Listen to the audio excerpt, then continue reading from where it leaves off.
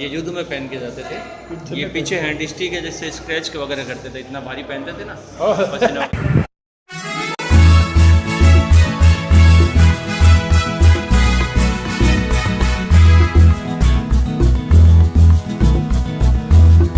हाँ जी दोस्तों, good morning सभी को। कैसे हो सभी?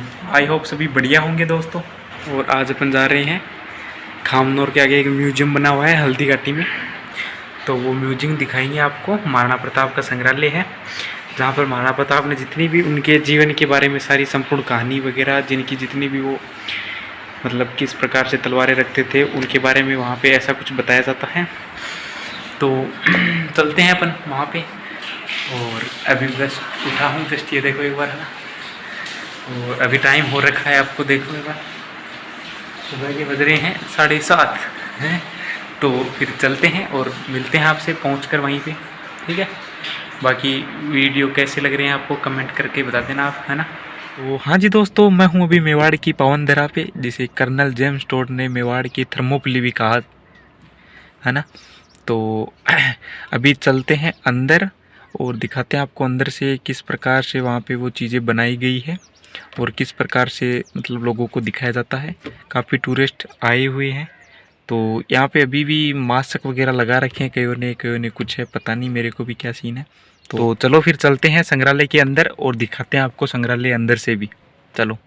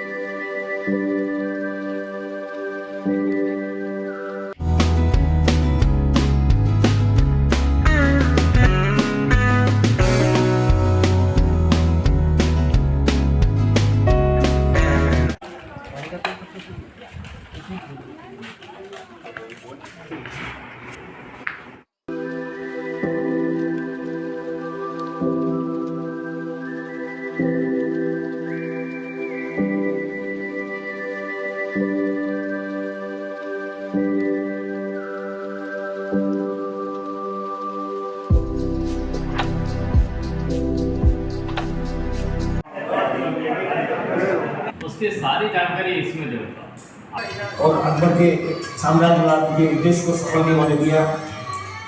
हल्दी घाटी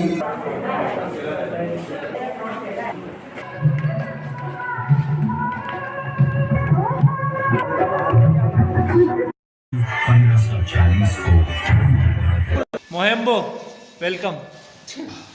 1776 ईस्वी को हल्दी घाटी का घमासान युद्ध हुआ था। ये युद्ध केवल एक दिन का था, जो मेवाड़ के राजा महाराणा प्रताप एवं मुगल अकबर की सेना के मध्य हुआ था।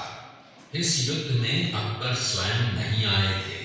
उन्होंने आमेर जयपुर के राजा मानसिंह को अपना सेनापति बनाकर भेजा था। हल्दी घाटी का युद्ध 5 किलोमीटर लंबे और 200 मीटर चौड़े क्षेत्र में हुआ। आप लोग सभी संग्रहालय में खड़े हैं।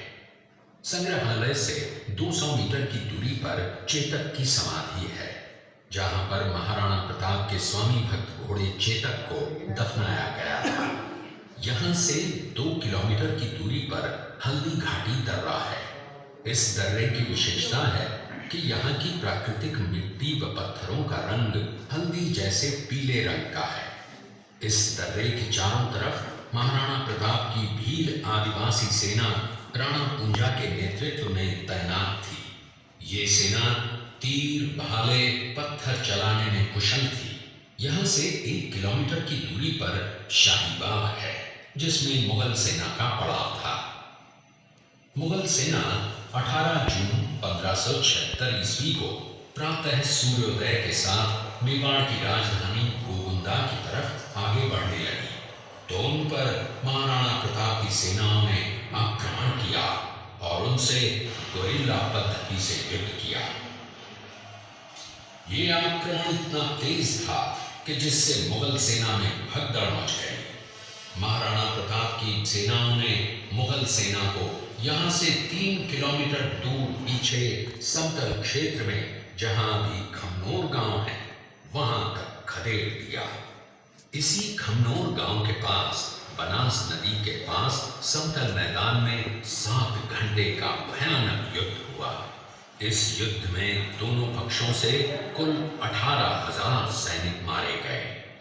जब ये युद्ध समाप्त हुआ तो वहां पर मानसूनी बरसात हुई और वहां पर कटी हुई लाशें और खून ने पानी में मिलकर एक तलाई का रूप ले लिया। इतिहासकारों ने इस तलाई को रक्त तलाई का नाम दिया। इस युद्ध में ग्वालियर का एक पूरा राज परिवार, जिसमें राजा रामशाह तंवर और उनके दोनों पुत्र थे, शहीद हो गया। यहीं पर एक बगीचा बनाया हुआ है और जो इस युद्ध में शहीद हुए थे उनके स्मारक इसी बाग में बने हुए हैं। इस लड़ाई की विस्तृत जानकारी आपको एक फिल्म के द्वारा दी जाएगी। आप जब इस कक्ष में सब कुछ देख चुके होंगे तब ये फिल्म और लाइव व साउंड शो शुरू होंगे। तब तक के लिए धन्यवाद। कृपया अब आप सब आगे की तरफ देखिए। ये कुंभलगढ़ किला है। 1535 ईस्वी में सम्मान झांग तक पहुंचा है। इस प्रकार ये खाक की बीवी महाराणा प्रताप गुफा में बैठकर राणा साहिब और उनके प्रमुख सेनापति युद्ध के बारे में गुप्त मंत्रों, सभी मेहमान हॉल में पता नहीं कहा। गुफा में गुप्त मीटिंग दिखाई। गुप्त मंत्र ये युद्ध में पहन के जाते थे। ये पीछे हैंड स्टिक है, जैसे स्क्रैच के वगैरह करते थे, इतना भारी पहनते थे ना, पसीना वगैरह। ये हैंड में पहनने के दोनों हैंड का पहनते हैं। इतना सिक्योरिटी के साथ इतना वजन तो उसको ज्यादा बॉडी के अकॉर्डिंग इनका वजन होता था। कितना बॉडी जिसकी जैसी है उसके अकॉर्डिंग ये बनता था, उसकी साइज के अकॉर्डिंग। इसके साइज के उसका वेट भी फिर उसके अकॉर्डिंग ही रहता था।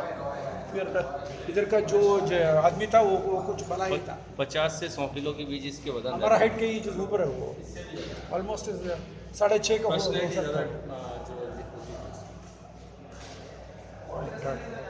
बॉडी आर्मर इधर स्टील का बना है क्या? Iron made out of iron. में आप लोगों ने अपनी तरफ से भरपूर सहयोग दिया, उसके लिए यह म्यूजियम परिवार और गाइड परिवार आप लोगों का तहे दिल से आभार प्रकट करता है। अब यहाँ से आगे गांव के बारे में दिखाया है कि गांव के लोग किस तरह से जीवन जीते। उनके भाई बंधु, एक छोटी सी जानकारी आप लोगों को और दूंगा, उसके बाद में आप लोगों का और मेरा साथ यहीं तक सीमित रहेगा। हल्दी घाटी की एक और विशेषता है क्या, हल्दी घाटी के आसपास एरिया में 8 में देसी गुलाब की खेती होती है, जो चात्री गुलाब के नाम से यहाँ पे प्रसिद्ध है। 10,000 गुलाब के फूल और 20 लीटर पानी इस टैंक में डालते और नीचे से आग जलाते। जब वो पानी गर्म होता है, उस गर्म पानी के भाप से हमारे यहाँ पे गुलाब जल और गुलाब शरबत बनाते हैं, तो आँखों में, मिठाई में, मेकअप में, पूजा में काम आता है। जामुन का अर्क बनता है डायबिटीज वालों के लिए, तो काउंटर पे सबको सैंपल टेस्ट करवाते हैं। आप लोग भी देखिए, बाकी के ग्रामीण कल्चर, बोटिंग, शॉपिंग, रेस्टोरेंट है, आराम से आप लोग घूमेगा, फिरेगा। जय हिंद साहब।